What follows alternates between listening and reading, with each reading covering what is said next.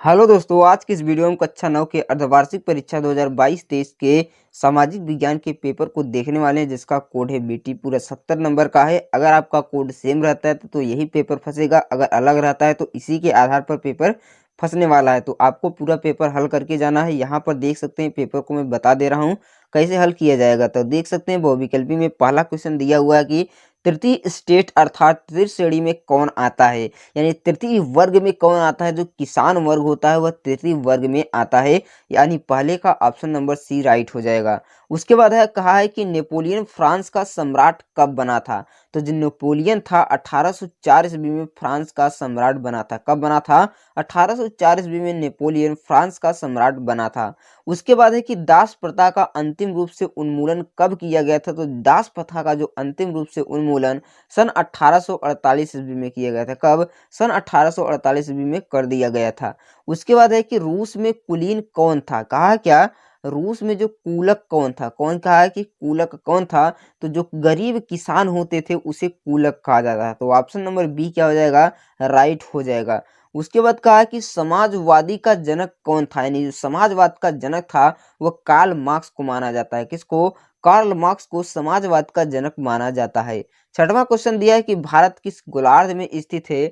तो ये हो गया, जैसे गोलार्ध जो नीचे का होता है इसको कहते हैं दक्षिणी गोलार्ध, ऊपर की क्षेत्र को कहते हैं उत्तरी गोलार्ध, और भारत इसी उत्तरी गोलार्ध में स्थित है।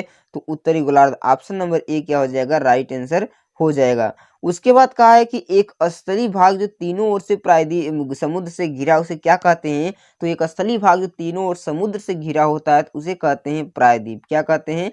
प्रायद्वीप। यदि वह चारों ओर से घिरा है तो उसे कहते हैं द्वीप। उसके बाद है कि नंदा देवी शिखर कहाँ पर स्थित है। तो नंदा देवी इंडिया में स्थित है, यानी भारत में स्थित है। सिपकिला दर्रा निम्नलिखित में से किस राज्य में स्थित है। तो सिपकिला दर्रा जो है हिमाचल प्रदेश में स्थित है। कहाँ पर स्थित है? हिमाचल प्रदेश में स्थित है। तो ऑप्शन नंबर सी क्या हो जाएगा? राइट हो जाएगा। उसके बाद कहा है कि हिमालय की नदियां मुख्यतः निर्माण करती हैं। तो जो हिमालय की नदियां मुख्यतः डेल्टा का निर्माण करती है। किसका? डेल्टा का निर्माण हिमालय की नदियां करती है।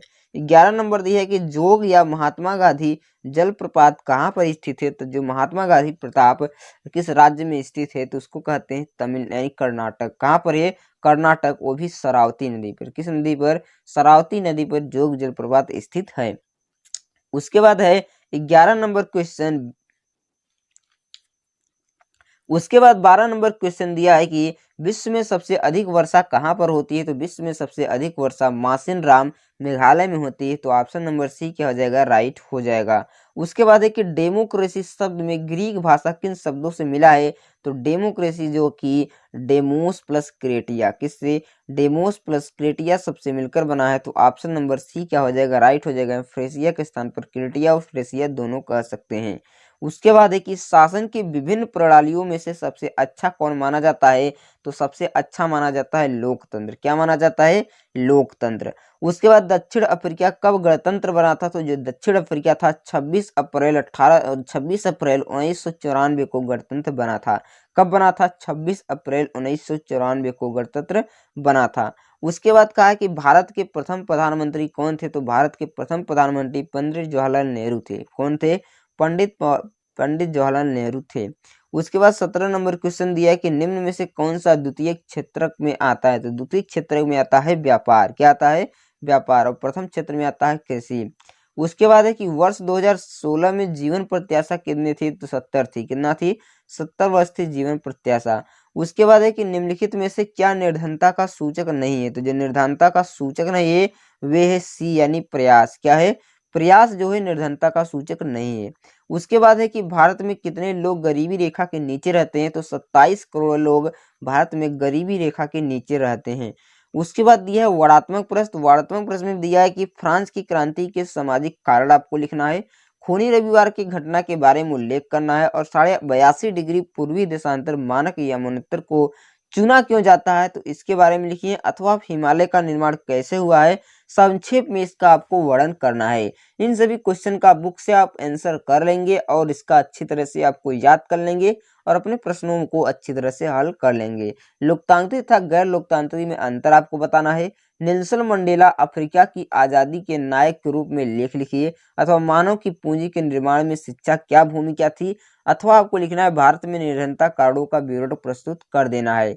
150 वर्डों में इन सभी को लिखना है। कहा कि फ्रांस की क्रांति में महिलाओं का उल्लेख कीजिए जिनकी भूमिका थी। उदारवादी रैडक्लिफ रूढ़िवादी विचारों का अंतर स्पष्ट करना है। रेडलिक यह कहा है कि उदारवादी रैडलिक और रूढ़वादी विचारों में अंतर। भारत के स्थलीय तटीय सीमाओं का वर्णन कीजिए, उन देशों का नाम लिखिए, रचनाएं कीजिए जो भारत से लगे हुए हैं। उसके बाद अथवा आपको इसमें से करना है कि भारत के प्रमुख भू आकृतियां विभाग कौन कौन से है। हिमालय क्षेत्र तथा प्रायद्वीप पठार के उच्चतर लक्षणों को लिखिए। यह लोकतंत्र पक्ष तर्क प्रस्तुत अथवा लोकतंत्र गुणों की विवेचना करना है आपको। अथवा आप इसमें से कर सकते हैं भारतीय संविधान के प्रमुख लेख लिखिए। आप अपने विचार में भारत के सर्वाधिक अवसर का सृजित किया जा सकता है। इन सभी प्रश्नों को आप अच्छी तरह से हल कर लेंगे और याद कर लेंगे, तभी आप अच्छा नंबर प्राप्त कर सकते हैं। और ये प्रश्न आपको याद ही हो गए होंगे कि किस प्रकार से इनका उत्तर लगाया जाता है और इनका उत्तर क्या क्या होता है। तो इसी प्रकार के पेपर को देखने के लिए आप चैनल में जाकर देख सकते हैं, सभी विषय के पेपर अपलोड हैं उसका पूरा हल सहित। आई होप फ्रेंड ये वीडियो आपको पसंद आई होगी। अगर वीडियो पसंद आए तो वीडियो को लाइक कर दीजिएगा, चैनल पर नए हो तो चैनल को सब्सक्राइब जरूर कीजिएगा। अब मैं मिलता हूँ नेक्स्ट वीडियो में, तब तक के लिए बाय बाय।